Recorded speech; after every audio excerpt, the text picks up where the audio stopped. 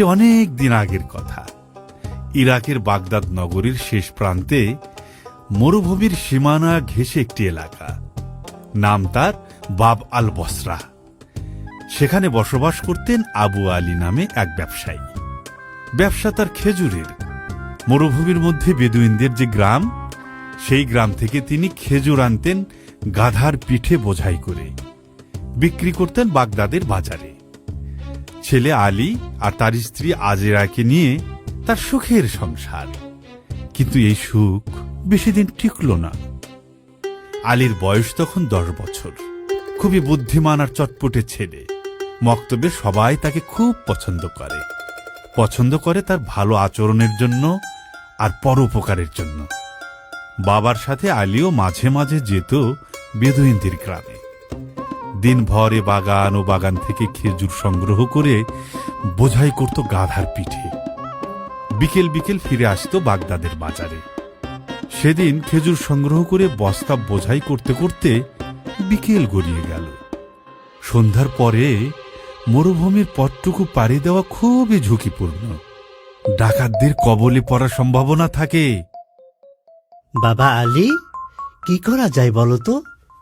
সবাই তো বিকেল বিকেল শহরের দিকে চলে গিয়েছে, কিন্তু এখানেই বা থাকবো কোথায়? বেদুইনদের গ্রামে রাতের বেলায় থাকারও তো কোনো সুব্যবস্থা নেই।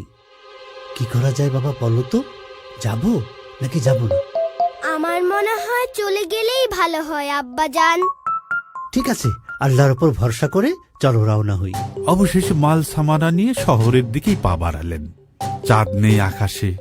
সন্ধ্যার পর ধূপ করে আধার নেমে এলো মরুভূমিতে। বাবা বললেন, আজ খুব কষ্ট করলে আলী। কালকে বাজার থেকে তোমার পছন্দের চশমাটি কিনে দেব ইনশাআল্লাহ। কত দিনের আবদার তোমার। সত্যি কিনে দিবেন? আলহামদুলিল্লাহ। সারাদিন বেদুইন পল্লী থেকে আপনার সাথে খেজুর সংগ্রহ করতে আমার খুব ভালো লেগেছে। আমার কোনো কষ্টই হয়নি আব্বাজান। কোনো কষ্ট হয়নি? মাশাআল্লাহ। তাহলে তো তুমি খুব শীঘ্রই ব্যবসায়ের সব কাজ শিখে ফেলতে পারবে। তবে লেখাপড়াটাও কিন্তু চালিয়ে যেতে হবে বৎস। পথ খুব কম, ঘণ্টাখানেক চললেই শহর। কিন্তু যেখানে বাঘের ভয়, সেখানেই সন্ধ্যা হয়। আলীর বাবা লক্ষ্য করলেন একদল ঘোড়সওয়ার টকবক টকবক করে তীব্র বেগে ঘোড়া ছুটিয়ে তাদের দিকে আসছে। আলী আলী আলী, তুমি এক কাজ করো, ওই যে একটা বালির ডিবি দেখা যাচ্ছে না, ওটার পেছনে তুমি লুকিয়ে পড়ো। ঠিক আছে বাবা, যাচ্ছি। কিন্তু তুমি? আলী দূর থেকে দেখলো পুরো দৃশ্য। ডাকাত দল তাদের সব মালামাল লুট করলো। ছেড়ে দাও, ছেড়ে দাও আমাকে। আমার মালামাল নিচ্ছ নিয়ে যাও, অসুবিধা নেই। আমাকে ছেড়ে দাও। বাসায় আমার স্ত্রী আছে, ছেলে আছে। আমাকে না পেলে ওরা পাগল হয়ে যাবে। আমাকে ছেড়ে দাও তোমরা। তা কি হয় রে পাগলা? তোর মালামাল তো লুট করবই, তোকেও দাস বাজারে বিক্রি করে দেব। ডাকাত দল তাদের সব মালামাল লুট করলো। ধরে নিয়ে গেল বাবাকে। ঢিবির পিছনে লুকিয়ে থেকে সারা রাত কাঁদল আলী। আমার বাবাকে ওরা ধরে নিয়ে গেছে। আমি এখন বাবাকে কোথায় পাবো? আর মাকেই বা কি জবাব দেব? সারা রাত কাঁদল আলী। সকালে মরুভূমির পথটুকু পাড়ি দিয়ে ফিরল মায়ের কাছে। মা পাগলিনীর মতন খুঁজল তার স্বামীকে, আলীর বাবাকে। আশেপাশের সব শহরে লোক পাঠিয়ে খোঁজ নিলেন, কিন্তু আবু আলীর কোনো সন্ধান মিলল না। সেই থেকে তাদের দুর্দিনের সূচনা। আলীর মক্তবে যাওয়া বন্ধ। মা এ বাড়ি ও বাড়ি কাজ করে কোনো মতে সংসার টেনে নিচ্ছিলেন, কিন্তু তার অসুস্থতা আলীর কাঁধে যেন এক পৃথিবীর সমান ভর তুলে দিল। দেখতে দেখতে 1 বছর পার হয়ে গেল। আলীর বয়স এখন 11। এই 1 বছরে আলীর বয়স যেন 10 বছর বেড়েছে। স্বামীর শোকে মা শয্যাশায়ী হওয়াতে সংসারের ঘানি এখন তাকেই টানতে হয়। সারাদিন বাজারে এর ওর ফুট ফরমাস করে যা উপার্জন করে, তাই দিয়ে সামান্য সদাই করে রাতের বেলা ঘরে ফিরে আলী। এর মধ্যেই ঘটে গেল এক মজার ঘটনা। দুপুরের দিকে বাজারে কেনা বেচা কমে যায়। ব্যবসায়ীদের কেউ জোহরের নামাজ পড়ে, কেউ বা দুপুরের খাবার খায়। অধিকাংশ দোকান তখন বন্ধ থাকে। দোকানের একেবারে শেষ মাথায় আব্দুল কাদের সদাগরের দোকান। মাঝারি মানের ব্যবসায়ী তিনি। দোকানে মাল ওঠানো কিংবা বড় ধরনের বেচা বিক্রি হলে আলী কায়িক পরিশ্রম দেয় এখানে। আলীকে খুব আদর করেন আব্দুল কাদের সদাগর। আলীর আজ অন্য দোকানে কাজ। নামাজ শেষ করে হালকা কিছু আহার দিয়ে দুপুরের খানা শেষ করবে বলে আলী যেই বাইরে পা দিয়েছে, অমনি দেখতে পেল কাদের সদাগরের দোকানের সামনে একটা জটলা। একদল ঘোর সওয়ার। আড়ালে চলে গেল আলী। এবার লুকিয়ে লুকিয়ে ভালো করে লক্ষ্য করল, আবার মুহূর্তেই বুঝে ফেলল সেই ডাকাত দল। ডাকাত ডাকাত বলে চিৎকার করলে দুপুরে শুনশান বাজারে লোকজন জড়ো হওয়ার আগেই ডাকাত দল তাকে মেরে ফেলবে। লুটপাট করার সুযোগ না পেলে আব্দুল কাদের সদাগরের জীবনও হুমকির মুখে চলে যাবে। তাকেও মেরে ফেলতে পারে ওরা। কি করবে ভেবে পাচ্ছিল না আলী। হঠাৎ তার মাথায় একটা বুদ্ধি আসলো। দোকানের কিছু শুকনো কাঠ আর খড়কুটাতে আগুন ধরিয়ে দিল সে। আগুনটাকে দোকানের সামনে ঠেলে দিয়ে চিৎকার শুরু করে দিল, আগুন আগুন, বাঁচাও বাঁচাও, দোকানে আগুন লেগেছে, কে কোথায় আছো, দ্রুত পানি আনো, আগুন নেভাও, নচেৎ সব পুড়ে ধ্বংস হয়ে যাবে। আলীর চিৎকার শুনে বিশ্রামে থাকা ব্যবসায়ীরা একে একে ছুটে আসতে থাকে। আগুনের খুব কাছাকাছি আসতেই আলী ফিসফিস করে তাদেরকে বলে, আগুন নয়, কাদের চাচার দোকানে ডাকাত পড়েছে। লোকজন এবার ডাকাত ডাকাত বলে চিৎকার শুরু করে। ডাকাত পড়ছে রে, ডাকাত! তোমরা কে কোথায় আছো? তাড়াতাড়ি আসো! ডাকাত দল কিং কর্তব্য বিমূঢ় হয়ে বাজারের মধ্যে ছোটাছুটি শুরু করে দেয়। এক পর্যায়ে তারা পালিয়ে যায়। বাজারের ব্যবসায়ীরা আলীকে মাথায় করে হইচই করতে করতে কাদের সদাগরের দোকানের সামনে হাজির হয়। আজ আলীর জন্যই তুমি বেঁচে গিয়েছো, কাদের সওদাগর। নিশ্চয় নিশ্চয়, আমাদের আলী অনেক সাহসী ছেলে। আজকে আমার জীবন এবং সম্পদ রক্ষা করেছে আলী। বলো বাবা, কি চাও তুমি আলী? আজকে তুমি যা চাইবে তাই পাবে আমার কাছে। কিছুই চাই না চাচা, কেবল দোয়া চাই। দোয়া তো করবই প্রাণ ভরে, তবে কিছু একটা তোমাকে দিতেই হবে। আলী রাজি হচ্ছিল না। শেষমেশ অনেক পীড়াপিড়ির পরে আলী তার সত্য ইচ্ছের কথা জানায়। তার একটা চশমা পরার শখ। চলো চলো দোকানে চলো। এ তো অনেক সামান্য চাওয়া। চলো চলো বাবা, এক্ষুনি দোকানে চলো। আলী ব্যবসায়ীর সাথে চশমার দোকানে যায়। দোকানি তাকে অনেক চশমা দেখায়, কিন্তু আলীর কোনোটাই পছন্দ হয় না। শেষ পর্যন্ত একটা অন্য রকম বিশেষ চশমা দেখান তিনি। আলীর খুব পছন্দ হয়ে যায় সেটি। দাম কিছুটা বেশি। আব্দুল কাদের খুশি মনে সেটি কিনে দিতে রাজি হয়ে যান। দাম মিটিয়ে তিনি দোকান থেকে চলে যাওয়ার পর দোকানে চাচা বলেন, শোনো আলী, একটা গোপন কথা। এটা একটা বিশেষ চশমা। এর একটা বিশেষ শক্তি আছে। কি শক্তি চাচা? এটা দিয়ে তুমি মানুষের মনের কথা পড়তে পারবে। আলী খুব বিস্মিত হয়ে যায়। তবে তবে একটা শর্ত আছে। এই চশমাটা ব্যবহারের প্রথম দিন থেকে টানা 7 দিন সত্য কথা বলতে হবে, তবেই এটা কাজ করবে। সামান্য একটা ছোট্ট মিথ্যা কথা বললেও এটার কার্যকারিতা নষ্ট হয়ে যাবে। ও আচ্ছা, তাই? আলী খুব অবাক হয়। চশমাটা চোখে লাগিয়ে দোকানি চাচাকে ধন্যবাদ জানিয়ে বাড়ির পথে হাঁটা দেয় সে। বাড়ির খুব কাছাকাছি চলে এসেছে আলী। হঠাৎ তার মনে হলো কেউ একজন তাকে অনুসরণ করছে। পেছনে তাকায় আলী। বিস্ময়ে চোখ ছানা বড় হয়ে যায়। এ কি দেখছে সে? আলী চোখ কষলে আবার তাকালো। ভুল দেখছে না তো? না, ভুল নয়। রাস্তার ধুলোমাখা অন্ধকারে দাঁড়িয়ে আছে দুটো গাধা। একটু ভালো করে তাকাতে আলীর বুক ধক করে উঠল। এ তো সেই দুটো গাধা, তাদের দীর্ঘদিনের পালিত গাধা, যে গাধা দুটো ডাকাত দল তার বাবার সঙ্গে লুট করে নিয়ে গিয়েছিল। গাধা দুটো যেন ক্লান্ত হয়ে পড়েছে। শরীর ধুলোয় মাখামাখি, পিঠে কোনো বোঝা নেই, চুপচাপ দাঁড়িয়ে আছে রাস্তার ধারে। আলী ধীরে ধীরে এগিয়ে গেল। গাধা দুটো তাকে দেখেই হালকা শব্দ করল, হুম হুম, যেন অনেক দিনের চেনা কাউকে পেয়ে খুব খুশি হয়েছে। আলী তাদের গলায় হাত বুলিয়ে দিল। বুকের ভেতরটা কেমন কেঁপে উঠল তার। বাবার কথা মনে পড়ে গেল। তাহলে কি বাবা কাছাকাছি কোথাও আছেন? নিজের মনেই বলল আলী। কিন্তু আশেপাশে তাকিয়ে কাউকে দেখতে পেল না সে।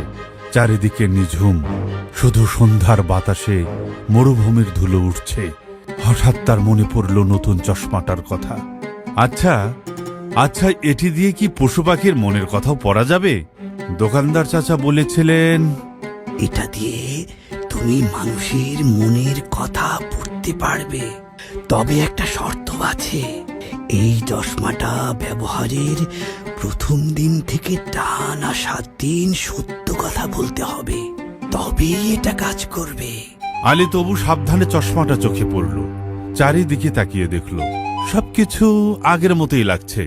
সে একটু হতাশ হল। ঠিক তখনই রাস্তার ওপাশে একটা ছায়া নড়ে উঠল। মনে হলো একজন লোক দাঁড়িয়ে আছে ঝোপের আড়ালে, মাথায় পাগড়ি, গায়ে লম্বা চাদর। আলী ভয় পেয়ে গেল। কিন্তু হঠাৎই তার কানে যেন একটা অদ্ভুত ফিসফিস শব্দ এলো। এই ছেলেটাই তো আগুন আগুন বলে চিৎকার করেছিল। আলী চমকে উঠল। সে দ্রুত চারিদিকে তাকালো। কেউ তো কথা বলছে না। তাহলে কি সে কি সত্যিই লোকটার মনের কথা শুনতে পাচ্ছে? আলী বুঝতে পারল চশমাটা সত্যিই অসাধারণ। কিন্তু এটি তো 7 দিনের আগে কাজ করবার কথা নয়। হঠাৎই মনে হলো লোকটা অন্ধকারে মিলিয়ে গিয়েছে। আলী কিছুক্ষণ স্তব্ধ হয়ে দাঁড়িয়ে রইল। লোকটা কে? কেন সে আমাকে অনুসরণ করছে? আর সবচেয়ে বড় কথা, ডাকাতদের কাছ থেকে গাধা দুটো ফিরেই বা এলো কি করে? গাধা দুটোকে নিয়ে ধীরে ধীরে বাড়ির দিকে হাঁটতে লাগলো আলী। কিন্তু তার মনে তখন হাজারটা প্রশ্ন ঘুরপাক খাচ্ছে।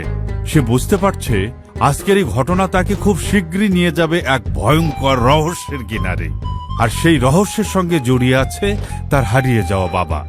বাড়ির উঠোনে পৌঁছে আলী চিৎকার করে উঠল, মা মা, দেখো দেখো, কাদেরকে নিয়ে এসেছি। মা এক দৌড়ে উঠোনে এসে হারিয়ে যাওয়া গাধা দুটোকে দেখতে পেয়ে আবেগে আপ্লুত হয়ে পড়লেন। তিনি গাধাদের গলা জড়িয়ে আদর করতে করতে বললেন, তোমাদের মনিবকে কোথায় রেখে এসেছো সোনারা? হায়, আলীর বাবাকে কোথায় রেখে এসেছো? কেমন করে ফিরে এলে তোমরা? একটি বছর কোথায় ছিলে? গাধা দুটো ফ্যাল করে তাকিয়ে থাকলো। তাদের চোখ দিয়ে যেন গড়িয়ে পড়ছে আনন্দের অশ্রু। আলীদের ছোট বাড়িটি বেশ ছিমছাম। মাঝখানে বসার ঘর এবং খাবার ঘর, সামনে বারান্দা, দুপাশে দুটো শোবার ঘর। আলী বড় হয়েছে। সে এখন নিজের ঘরে আলাদা শোয়। রাতের খাবার খেয়ে মায়ের সঙ্গে খানিক গল্প করে পুরনো আস্তাবলে গাধা দুটোকে বেঁধে হালকা কিছু দানা পানি দিয়ে সে শুয়ে পড়ল। গভীর রাতে গাধা দুটোর চিৎকারে আলীর ঘুম ভেঙে গেল। সিটকিনি খুলে দেখল বাইরে ঘুটঘুটে অন্ধকার। একটা লণ্ঠন নিয়ে আস্তাবলে গিয়ে গাধা দুটোর গায়ে হাত বোলাতেই তাদের চিৎকার চেঁচামেচি থেমে গেল। আলী তার ঘরে ফিরতে যাবে, হঠাৎ পেছন থেকে কে যেন তাকে চাপটে ধরল। ফু দিয়ে নিভিয়ে ফেলল বাতিটি। পেছন থেকে কেউ একজন আলীর মুখ চেপে ধরল। আলী কোনো শব্দ করতে পারছে না। টানতে টানতে অদৃশ্য শক্তিটি আলীকে নিয়ে তার ঘরে ঢুকল, বন্ধ করে দিল দরজা। আলী ভীষণ ভয় পেয়ে গেছে। এদিক ওদিক করে ছুটবার চেষ্টা করছে শক্ত বেষ্টনী থেকে, কিন্তু এক চুলও নড়তে পারছে না, চিৎকারও করতে পারছে না। একটু শান্ত হও, চিৎকার করো না, আমাকে সাহায্য করো, তোমার কোনো ক্ষতি করব না আমি। অদৃশ্য শক্তিটি আস্তে আস্তে শিথিল করলো তার হাতের বাঁধন। এক ঝটকায় ঘুরে দাঁড়ালো আলী। কি আপনি? কি চান আমার কাছে? আজ দুপুরে বাজারে যে ডাকাত দল এসেছিল, আমি তাদের একজন। আমাকে রেখে দলের বাকি সবাই হাওয়া হয়ে গেছে। আগুন আগুন বলে তো তুই চিৎকার করেছিলে, তাই না? ডাকাত দলকে ধরিয়ে দেবার চেষ্টা করেছিলে। আলী মাথা নাড়ে, অকপটে স্বীকার করে সে কথা। কেননা মিথ্যা কথা বললে চশমার গুণাগুণ নষ্ট হয়ে যাবে। চাইলে তোমাকে আমি মেরেও ফেলতে পারি, কিন্তু মারব না। কেননা আমাকেও বাঁচতে হবে, আর সেজন্য আমি তোমার সাহায্য চাই। আমি কিভাবে আপনাকে সাহায্য করতে পারি? এই শহরটা খুব ছোট, সবাই সবাইকে চেনে। দুপুরের ডাকাতির ঘটনার পরে যদি অপরিচিত একজন মানুষকে শহরের মধ্যে কেউ দেখে ফেলে, তাকে পাকড়াও করবে, মেরেও ফেলতে পারে। তাই আমাকে কিছুদিন এই ঘরে তোমার কাছে লুকিয়ে রাখতে হবে। কি ভাবছো? ভাবছি আমার বাবার কথা। আমার বাবাকেও তো আপনারা ধরে নিয়ে গেছে। কোথায় আছে আমার বাবা? তোমার বাবাকে তো আমি চিনি না, এটা কতদিন আগের ঘটনা। 1 বছর। তাহলে চিনব না। আমি এসেছি 6 মাস হলো। আমি ইচ্ছে করে এই পথে আসিনি। কিভাবে এসেছেন? সে অনেক বড় ইতিহাস। এই শহর থেকে বের হয়ে আপনি কোথায় যাবেন? ডাকাত দলেই ফিরে যাব। কেন? এখন তো আপনি মুক্ত, ইচ্ছে করলেই অন্য জায়গায় চলে যেতে পারেন। যাচ্ছেন না কেন? সরদারের সাথে কিছু হিসেব নিকেশ বাকি আছে। আমার ভীষণ খিদে পেয়েছে। সকাল থেকে পেটে কোনো দানা পানি পড়েনি। ঘরে কি কোনো আহার আছে খোকা? কিছু শুকনো খাবার থাকতে পারে। আনতে পারো, তবে সাবধান, কোনো ধরনের চালাকি করার চেষ্টা করবে না। আলী দরজা খোলা মাত্র ভূত দেখার মতন চমকে ওঠে। তার মা দাঁড়িয়ে আছে দরজায়। আলীর বুক ধরফর করছে। ভেতরে ডাকাত, বাইরে মা। মা আবারও বললেন, কি হয়েছে বাবা? কার সঙ্গে কথা বলছিলে এত রাতে? আলী তাড়াতাড়ি নিজেকে সামলে নিল। সে এক পা এগিয়ে ঘরের দরজা আড়াল করে মায়ের সামনে দাঁড়ালো, যাতে ঘরের ভেতরটা মা দেখতে না পান। মা, চলুন আপনার ঘরে। আপনার সঙ্গে একটা বিষয়ে কথা বলতে হবে, খুব জরুরি। মা অবাক হলেন, কিন্তু কিছু না বলে আলীকে নিয়ে তার ঘরের দিকে পা বাড়ালেন। মায়ের ঘরে ঢুকে দরজা লাগিয়ে আলী ফিসফিস করে সব বলল তার মাকে। তার ঘরে একজন পুরুষ মানুষ রয়েছে, একজন পূর্ণবয়স্ক পুরুষ মানুষ। গতকাল বাজারে যে ডাকাত দল এসেছিল, লোকটা সেই ডাকাত দলের একজন সদস্য। সব শুনে মায়ের মুখ ফ্যাকাশে হয়ে গেল। ডাকাত আমাদের ঘরে? কি বলছো তুমি আলী, পাগলের মতন? লোকটা তো এখনই আমাদের গলায় ছুরি ধরবে আর লুট করে নিয়ে যাবে। সামান্য সহায় সম্পদ যা আছে এখনই তাকে নগর রক্ষীদের হাতে তুলে দিতে হবে। চলো দ্রুত বের হয়ে যাই।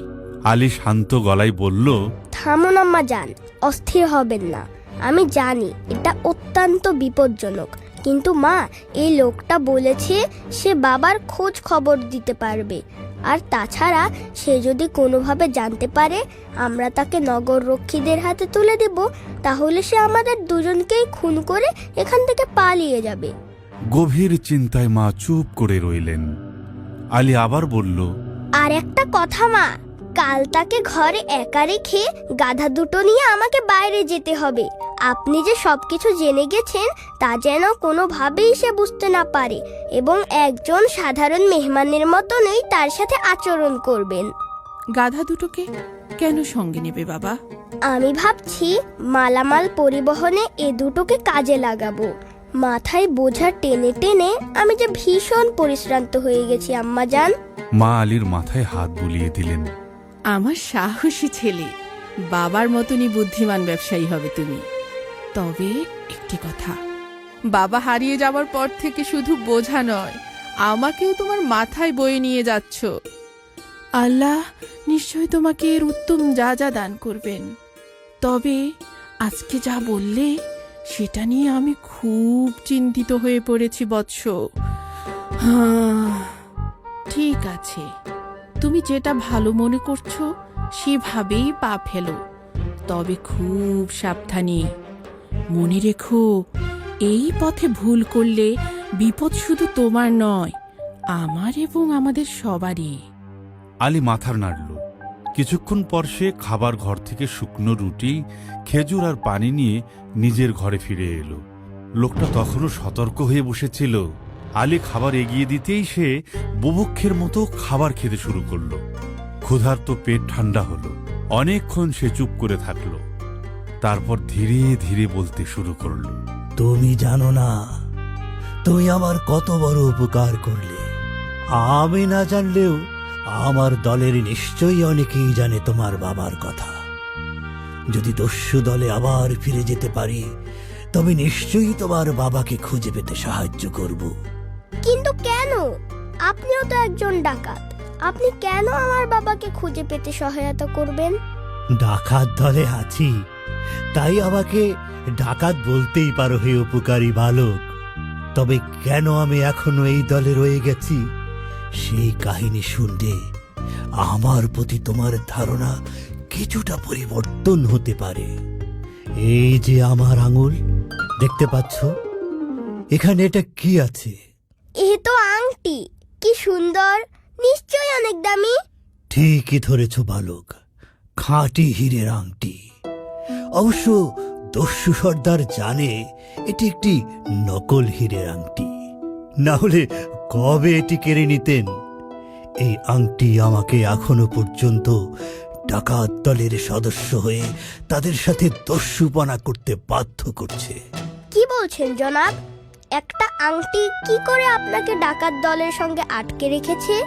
সে এক বিরাট কাহিনী, শোনো তাহলে বলছি। এই শহর থেকে অনেক দূরে, প্রায় 300 মাইল দূরে আমাদের প্রাচীন বসরা নগরী। সেখানকার এক ধনী ব্যবসায়ী, নাম তার হাম্মাদ শেখ, খুব সৎ আর পরোপকারী। তার ছিল পরমা সুন্দরী এক কন্যা। যেমন তার রূপ তেমন তার গুণ, বাবার মতোই মানুষের জন্য নিবেদিত প্রাণ। কিন্তু ধর্মপ্রাণ মুসলিম নারী বলে তার চেহারা কেউ কোনোদিন দেখেনি। ক্ষুধার্তকে খাবার দেয়া, অভাবীকে সাহায্য করা, দাস মুক্ত করা, এমনকি অন্যের দাস দাসীকে তার কাজে সাহায্য করা, এসব ছিল তার প্রতিদিনকার কাজ। বসরার অনেক ধনী পরিবারের যুবক এই কন্যাটিকে বিয়ে করার জন্য ব্যাকুল ছিল, কিন্তু হাম্মাদ শেখ তখনও পর্যন্ত কোনো যুবককে তার নিজের কন্যার জন্য উপযুক্ত পাত্র হিসেবে পছন্দ করেননি। আর সব যুবকের মতন আমিও ভাবতাম, যদি হাম্মাদ শেখের বাড়িতে জামাতা হিসেবে যেতে পারতাম।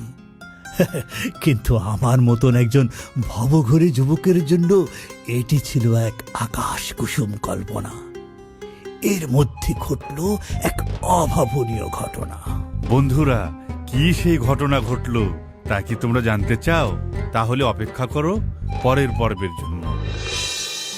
চশমা জাদুর, চশমা জাদুর, চশমা জাদুর চশমা। আলীর চোখে চশমা দেখে চিন্তিত কেন হোশমা। চশমা জাদু, চশমা জাদু, চশমা জাদু, চশমা জাদু, চশমা জাদু।